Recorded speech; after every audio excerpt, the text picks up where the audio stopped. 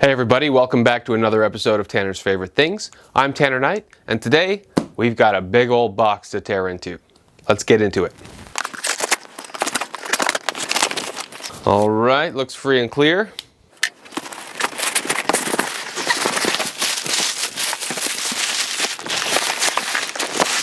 All right, what do we have here? All right, so we have a big old case. You can see it right here. Let's go ahead and see what's inside. If you're thinking this is bigger than a guitar case, you would be correct. Okay, so we have a Fender, we'll just call it what it is, bass case with 4 latches, and inside we have nice packaging, but more importantly, we have the Fender MB-5. 5-string bass. So let's get some close-ups here. Nice little tri-burst color or flame there. Kind of jazz style bass pickups. And three dials.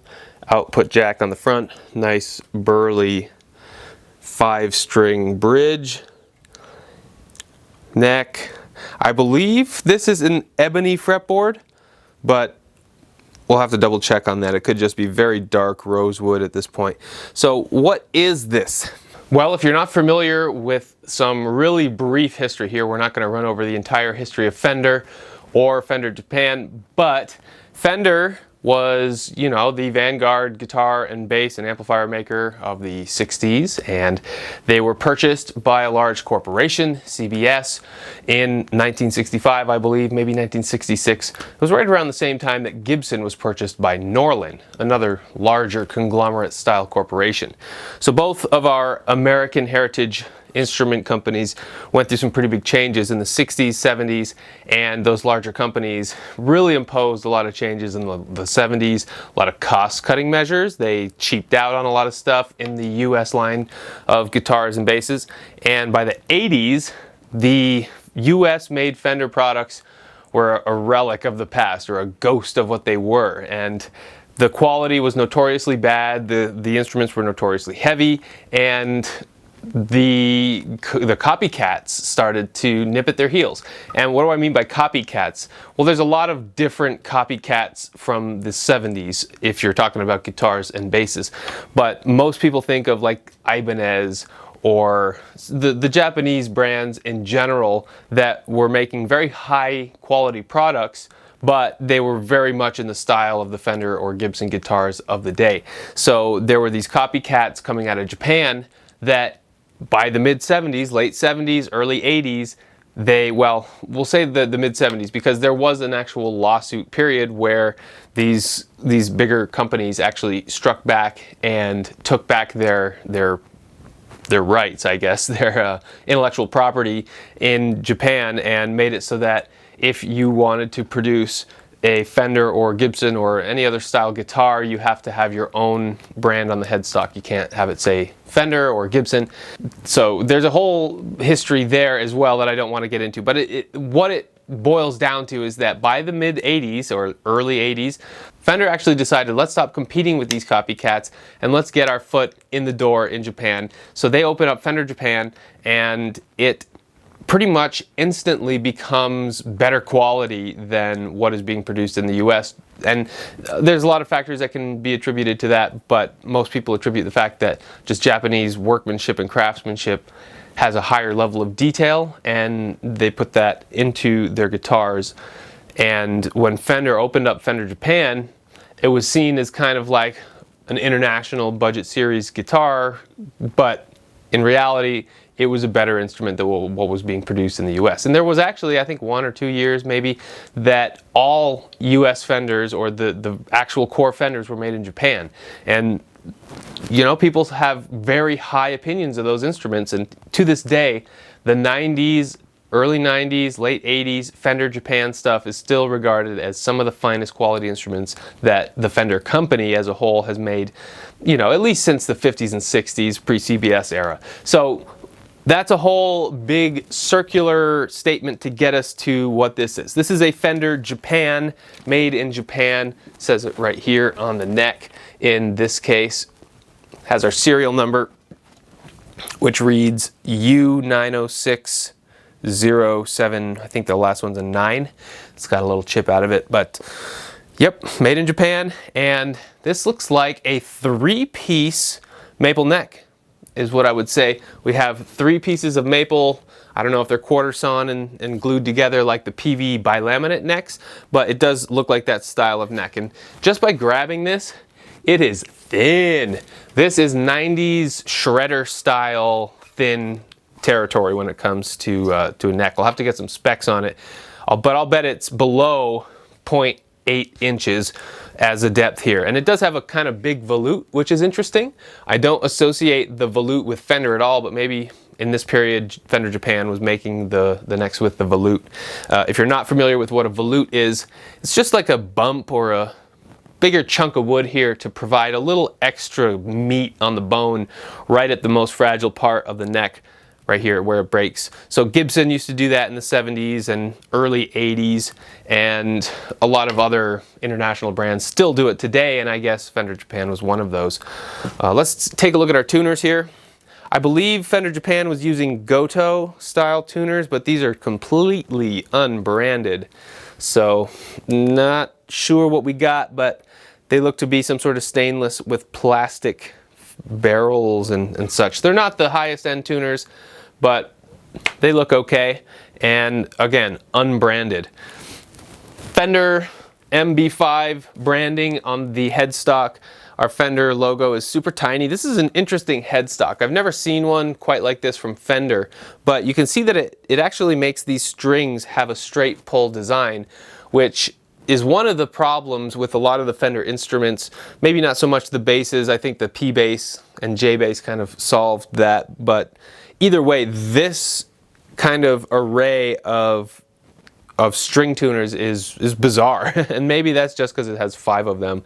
But either way, very interesting. Has a little swoop at the bottom. Attractive, artistic. Yeah, I'd say it looks good. On the back, we also have our tri-burst back, where we have black and then this kind of medium reddish, and then a more amber tone in the center. 4-bolt, bolt-on neck, pretty standard. And other than that, our knobs are these plastic witch hat style, but ooh, they turn very, very nicely. Let's see, all of them. Yeah, those are really nice feeling potentiometers. So quality there. No Fender branding anywhere else. This bridge is unbranded. Even the pickup covers are unbranded, which I think is usual for Fender of the time. And you know, I think this might actually be rosewood, and this is kind of hard to see from the front, but when you look at the side, it's got much more of a rosewood style look. And let me see if I can get the light so it doesn't wash it out, but I think we've got a rosewood fretboard on this guy. So either way, I'm not upset by that, but the one thing I can tell you is by just putting my hands on these strings, they are rough. So I would say the very first thing we need to do is get a new set of strings. I don't know if I even have a new set of 5 strings, even though I do have a 5-string bass. I think I just put the last set of strings I have on that bass. But anyway, I prefer flat wound strings, and these are round wound and very large round winds. So not sure what these strings are, but they're not what I would consider a good feeling string. So otherwise, the bass is pretty much in tune, which is always impressive from making a trip across the country. This guitar did not come to me from Japan. It came from Connecticut, I believe. So it did make a long trip, but it has been in the United States probably most of its life, if not all of its life. All right, let's plug this thing in and see what it sounds like. All right, so I kind of glossed over one very important fact on this bass guitar, and that's that it has 5 strings. And you may be wondering, why is that weird if you don't play bass? And that's because most basses have 4 strings, and they start on a low E, and they go E, A, D, G, and with the 5th string, we add a low B. So there's a 5th string that resonates lower than your lowest string on the bass, which is a low B. And if you're wondering why a B, it's because it's actually a perfect fourth lower than the lowest string. So it makes it perfectly in line. We have B, E, A, D, G, all perfect fourth from one another, or perfect fifth, depending on whether you're descending or ascending. So that's kind of unique about this guitar. You don't see too many 5-string bass guitars out there in the world. Most have 4, some have 6 though. So it's not, you know, terribly exotic. But in the 90s, late 80s, most bass guitars had 4 strings. So I like the bass with the 5th string, the 5-string bass. I actually have a Fender, US Fender Precision V bass, and unfortunately it's not part of my arsenal today, so I can't just grab it for you, but I'll do a side-by-side here in a minute. But the US Fender Precision V bass is also a 5-string, V meaning 5 in Roman numeral, and just right out of the box I can tell you that this thing feels entirely different, and it's mostly attributable to this neck because it feels super slim the entire duration of this neck, and the Fender P bass has a bit more chunk. So this is really just meant for fast, articulate style of bass playing. So let's go ahead and hear what the tones out of this thing sound like. First of all, we have one volume knob,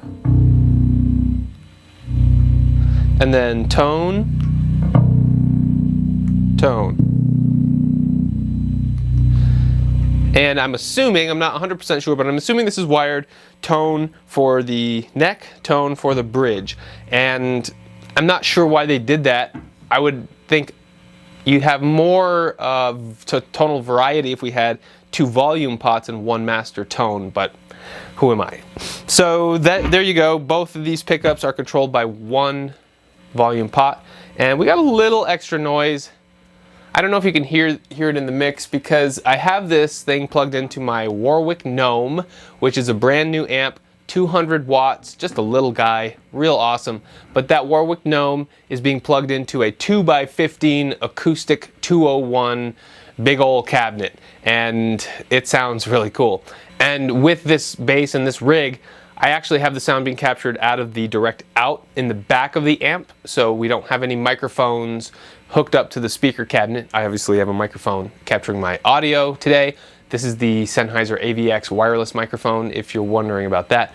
Otherwise, we just have this bass plugged into the Warwick Gnome, plugged into the acoustic 201 cabinet for my own ears, but the sound is being captured before the cabinet, being fed into the DAW and just captured direct. So I don't know if you'll be able to hear what we got going on with a little bit of the jack noise or ungrounded noise, but there's a tiny, tiny bit. Just listen.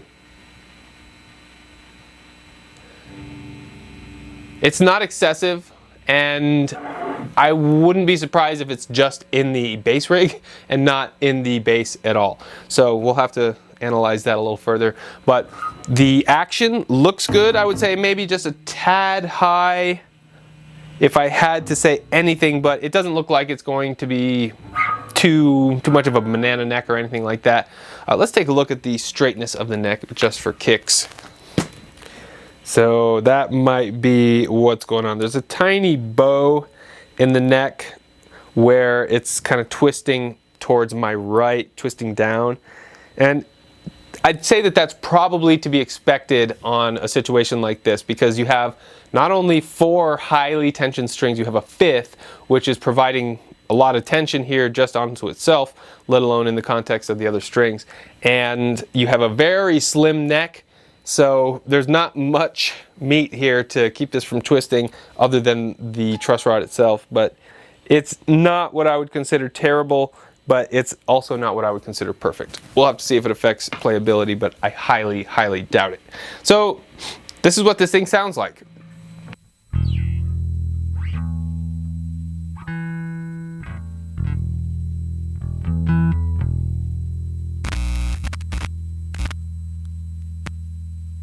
Yeah, you can't be too wanton with the chord because there is a couple positions in here where it just makes a little noise. So we'll have to be cognizant of that. But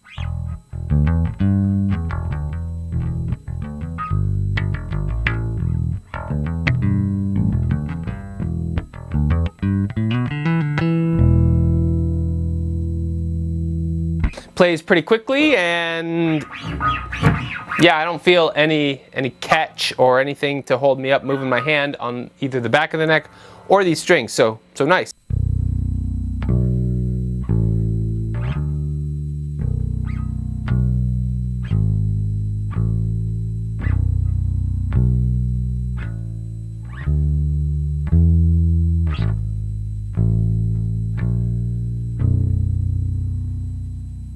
So that low B string does not have too much versatility. It's almost just too low where the frequency does not ring out. Luckily, this bass rig picks up those low frequencies and does the best that it can with them.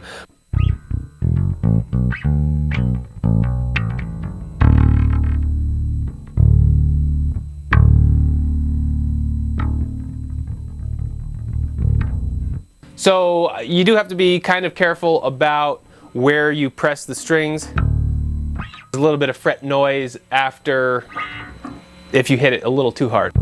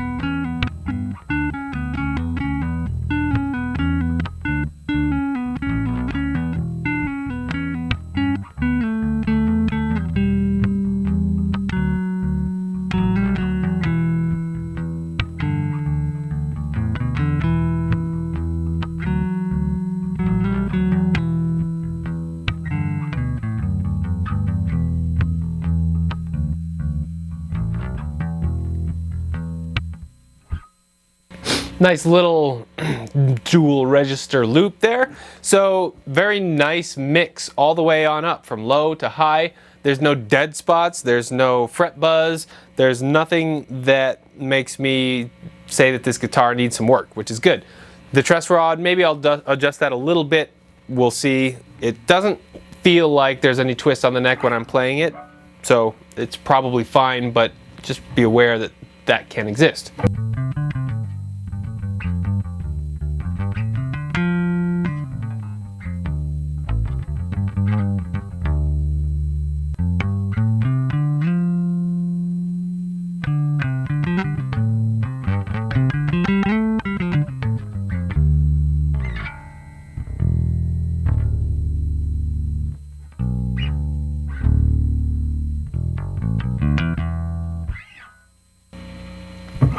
Let's wind the tone back just to hear the tonal variety we do have. So here's wide open.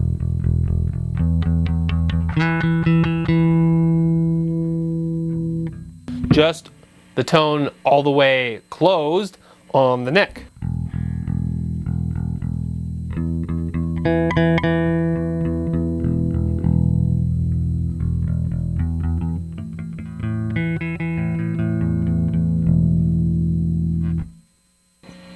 Okay, let's do the same on the bridge.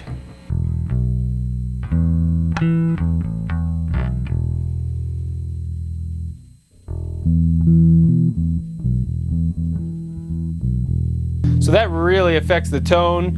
That's very noticeable. Let's wind them both back.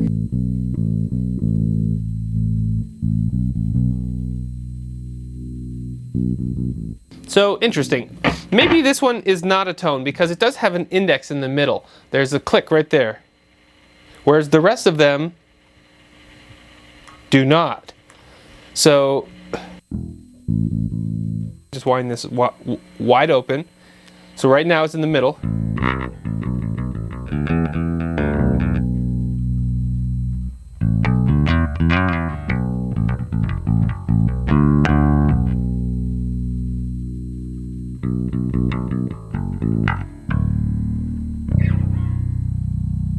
Yeah, I'm not sure what that does.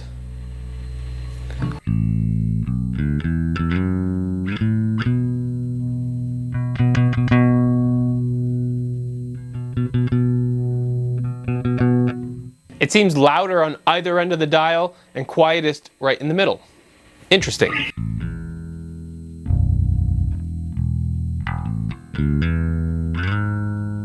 I love how growly this thing is though. It's really aggressive sounding. I do not have the volume cranked on this or the gain. It's kind of right in the middle on the Warwick Gnome for both gain and master. So it has a lot more juice in the tank and already it's pretty growly.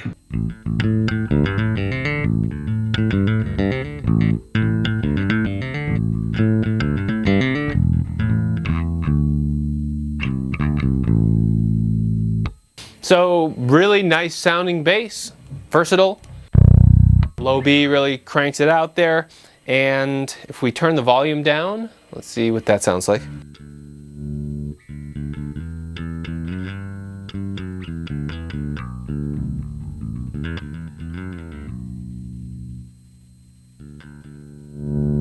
Very linear with that volume potentiometer, so nice quality parts. We'll have to do a video where I tear this apart and see what's inside once I restring it, but we won't get that in depth in this video, so we'll wrap it up here in a second.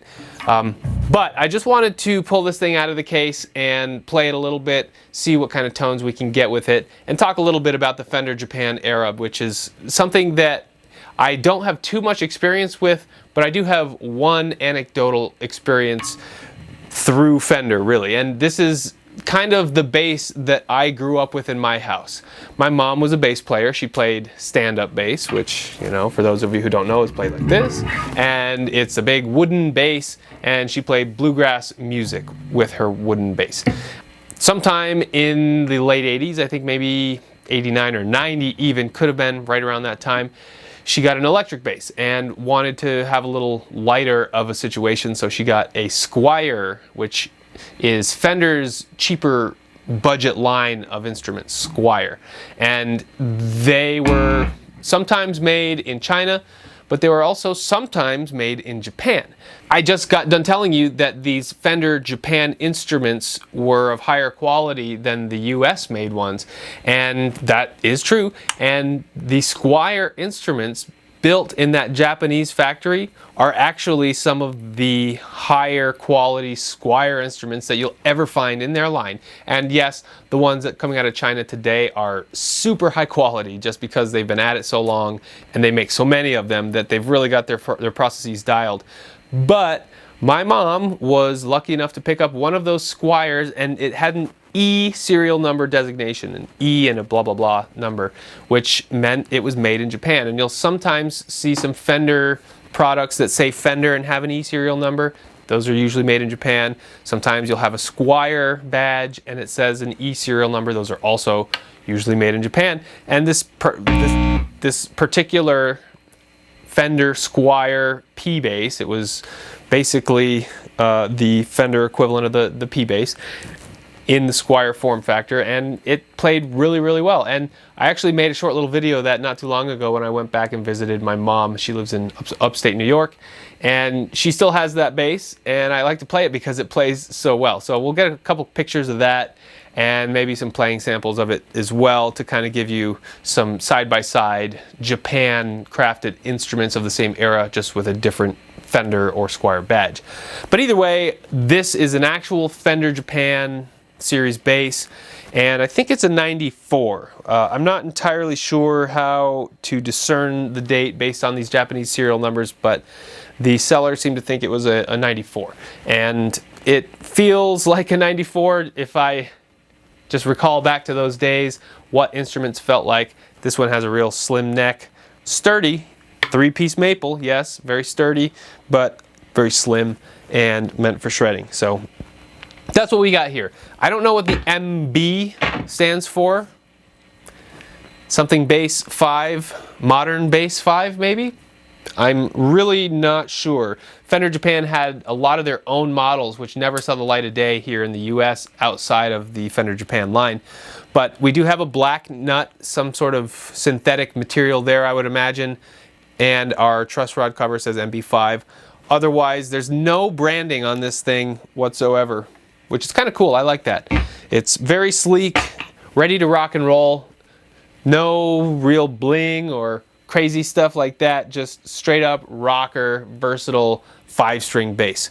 So there you go, Fender Japan. This is my first Fender Japan product on this channel, so if you're interested in this era of guitars or basses or any other gear, let me know and I'll try to get more on this channel. I certainly love checking it out, especially when it plays and feels as nice as this. The sunburst, the tri-burst finish on this is very high quality, looks very nice, feels good.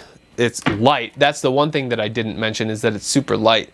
So let's go ahead and get some specs to wrap up this video, and then sometime in the future we'll restring it and open it up and see what we got for pots. So here we go. Here are our specs. Alright, I just measured the neck specs and we have a 0.8 thickness at the first fret. And you can't really do it right at the nut because of the volute, so I just did it at the thinnest part and it's 0.8. So I thought it was right around that 0.8 figure and it just went right on that 0.8.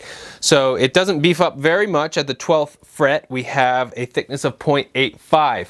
So it's thin that whole way, just wizard thin almost. So there you go, real thin. And then our specs as far as fretboard width go, we have a 1.8 width here at the nut, and then here at the 12th it beefs up to 2.35. So this is much wider than a regular 4-string bass neck, and that's entirely attributable to that one extra string and the extra real estate needed to be able to hit it up against the fretboard. So 2.35, an interesting spec on that 12th fret.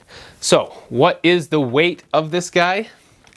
Well, this was the most surprising thing of all. 6.8 pounds. Under 7 pounds for a 5-string bass.